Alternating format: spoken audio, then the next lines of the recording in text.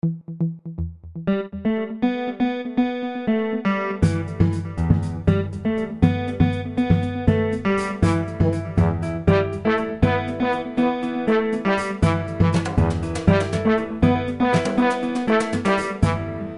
vais vous parler en quelques mots de notre service, en fait, du réseau Neurofibromatose à Tours,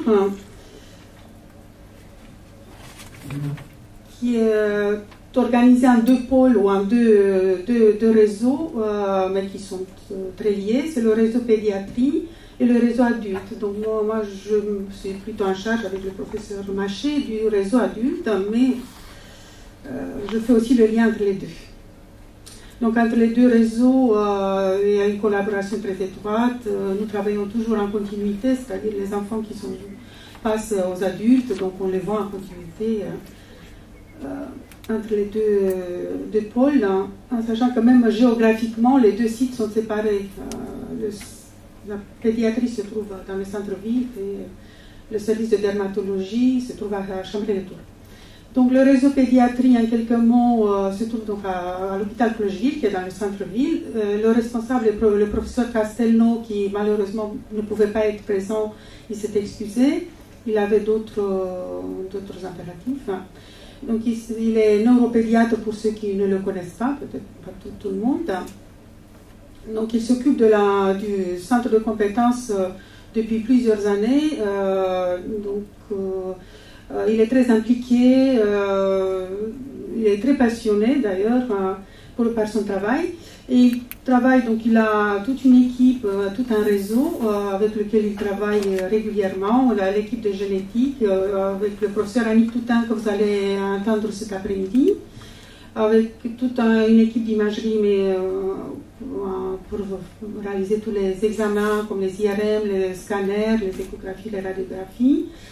Les ophtalmologistes, qui sont des ophtalmologistes spécialisés en pédiatrie, les dermatologues, en particulier moi-même, parce que je travaille sur les deux sites, mais aussi il y a des collègues, le professeur Marouani et d'autres collègues dermatologues, et donc les équipes d'orthopédie, avec le professeur de Courtivron en particulier, bien sûr avec des spécialistes en ORL, neurochirurgie, chirurgie plastique et viscérale, et avec les équipes du CAMS, pour l'action médico-sociale.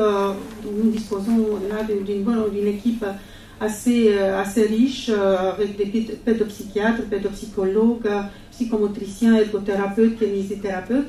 Donc c'est toute une équipe qui organise la prise en charge des enfants. Et la prise en charge se fait dès le début, dès le diagnostic, au moment du diagnostic par un bilan systématique, ce qui se fait généralement sur une hospitalisation de 2 ou 3 jours.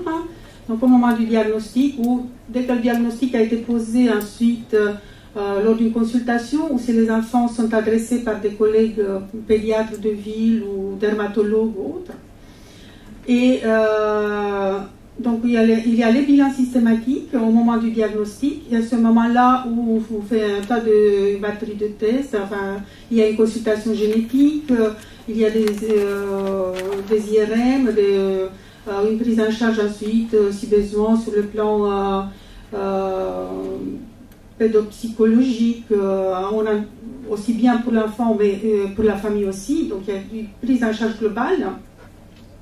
Ensuite, il y a des bilans systématiques, ce qu'on appelle aux âges clés, à 6-7 ans, donc à l'entrée en CP des enfants. Et ensuite, vers 14-15 ans, à la fin de la période pédiatrique, en sachant qu'ensuite, donc, les patients sont orientés vers le réseau adulte, donc dans notre service en dermatologie. Et bien sûr, en fonction de la symptomatologie, ces enfants sont suivis régulièrement.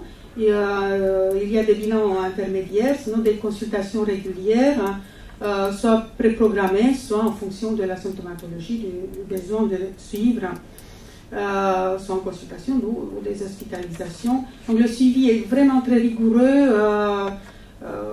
et c'est surtout donc, le professeur Castelnau qui s'en occupe, c'est lui qui suit ses enfants pendant toute la période de la pédiatrie. Donc au niveau adulte, donc à partir de 16-17 ans, vers 18 ans, nous prenons en charge les enfants à l'hôpital Trousseau, donc c'est à Chambray-les-Tours, c'est pas loin d'ici. Donc c'est le réseau adulte, c'est donc le professeur Maché qui s'en occupe et moi-même, principalement. Donc les patients sont pris en charge dans le service de dermatologie. C'est pareil, nous sommes en contact avec, ou en réseau avec les autres spécialités comme la génétique, donc l'imagerie, neurologie, gastroentérologie, neurochirurgie, enfin, en fonction des besoins et de la symptomatologie des patients. Donc la prise en charge se fait pareil. Si jamais, ce qui arrive encore, on est devant le diagnostic, un premier diagnostic, une première fois où le patient apprend son diagnostic. Donc c'est nous qui faisons souvent ça arrive qu'on fasse un cours, l'annonce de la maladie chez l'adulte, c'est comme ça.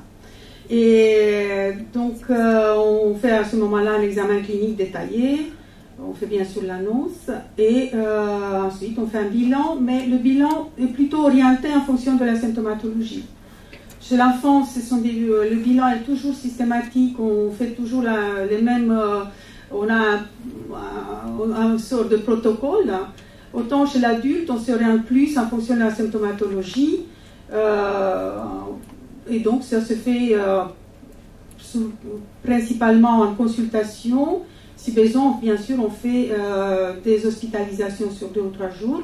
Et on propose toujours une consultation génétique pour le conseil génétique des patients, donc avec toujours le professeur Annick Toutain que vous allez voir tout à l'heure. Le suivi, par la suite, on le fait principalement sur des consultations. Moi, je propose systématiquement une consultation 1 fois par an. Maintenant, on s'adapte toujours en fonction des patients, de leurs demandes et surtout de la symptomatologie. Bon, je le vois plus souvent si besoin. Ou sinon, il y a des patients qui préfèrent venir tous les 2 ans parce qu'ils sont bien et qu'ils n'ont pas de problème particulier. Donc, vraiment, on s'adapte. Et donc, les bilans, on les fait en hospitalisation uniquement si il y a des signes d'appel ou si la symptomatologie le demande. Nous proposons donc dans notre service, en dehors des bilans, pour la prise en charge thérapeutique sur le plan cutané, un traitement par laser CO2 avec quelques difficultés actuellement parce qu'il n'y a pas de personne dédiée, c'est soit moi. J'ai une collègue actuellement qui en fait un peu plus, donc on le fait sous anesthésie locale. Nous n'avons pas de bloc dédié, malheureusement, l'organisation du bloc maintenant est assez compliquée à Tours, donc exceptionnellement on peut avoir de temps en temps avec les chirurgiens plasticiens, on s'arrange pour avoir de temps en temps une plage, mais ce n'est pas systématique malheureusement. Ou on propose bien sûr de la chirurgie avec nos collègues chirurgiens plasticiens avec lesquels on travaille très étroitement. En plus, les services sont proches l'un de l'autre, donc un patient qui arrive et qui a besoin, il est toujours vu assez rapidement, donc on n'a pas de problème de ce point de vue. Donc, mais on est un peu embêté par le fait qu'on ne puisse pas proposer un peu plus de laser CO2. Mais on le fait quand même quand il y a une demande importante. Et donc, en dehors de la prise en charge thérapeutique bilan, on participe aussi, notre service participe à des projets de recherche. On a participé récemment, par exemple, au projet Gènes Modif. Donc, on est toujours ouvert à participer à d'autres études et on encourage aussi nos étudiants ou nos internes, nos chefs de clinique à s'impliquer un petit peu dans la neurofibromatose. Et donc, ce sera l'exemple de Delphine Raffin qui va vous présenter un travail qu'elle a fait sur l'échographie cutanée dans la neurofibromatose. Et donc, je lui laisse la parole parce qu'elle va retourner à Orléans. Je vous remercie.